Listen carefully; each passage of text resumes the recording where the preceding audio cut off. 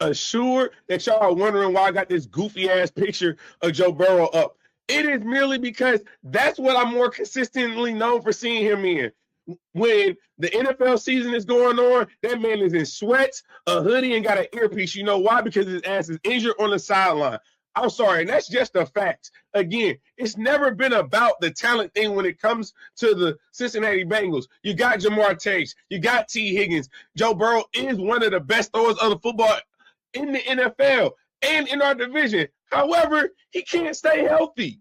He has more impact on Fashion Week's runway, modeling for Vogue with his back out, no Diddy, than he actually does on the NFL football field. So projection, I figured why not put in a little bit of delusion and talk about the Cincinnati Bengals, because it's that time of year where Joe Burrow do what Joe Burrow normally does best, and that's sit there and hype up and put these expectations on the Cincinnati Bengals that they are never going to be able to achieve. And yet he's at it again, saying that this team, not only we should expect multiple double-digit wins, we should expect an explosive offense all throughout the season. We should also expect them to not only win the division, but also win the Super Bowl this year. Now, this has never been a talent thing when it comes to the Cincinnati Bengals. It has always been a health thing when it comes to the Cincinnati Bengals,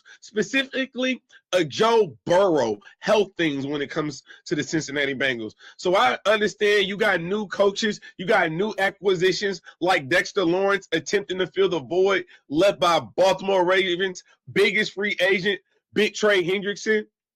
But at the end of the day, do I have to remind you how many sacks Big Sexy Lex actually totaled last year? 0.5.